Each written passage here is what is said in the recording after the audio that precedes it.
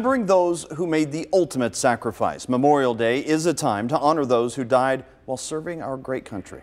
And of course, Memorial Day has special significance to anyone who has lost family members or friends in combat. At 9 on your side's Butler and Warren County reporter Jay Warren spoke with two brothers who hope younger generations will reflect more on what today truly means. Howard Halcomb and his younger brother Arnold sat down with me today to talk about what Memorial Day means to them.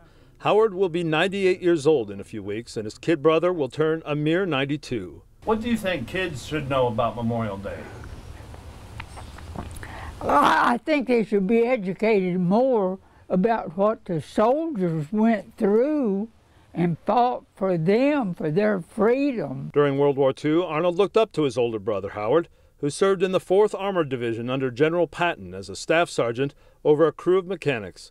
The Memorial Day question brings Howard right back to the day he lost two of his best friends, a day German planes attacked just after he had walked away to the command post. Frank Buscemi was laying under his truck. He had been hit in the stomach. And I got up in my truck. Ted Huber was laying flat on his back and just staring up. He looked up at me and he said, "Sut, that gun went all to hell on me." Halcomb says that it was he who largely manned that machine gun, but his best friend took the gun when he went away. And he took my place.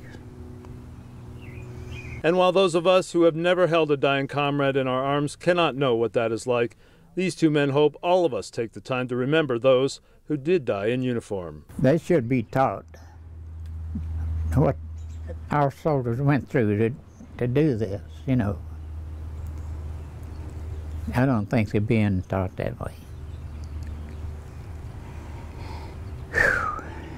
Not enough anyway. No, not enough. Jay Warren, 9 on your side, Lebanon.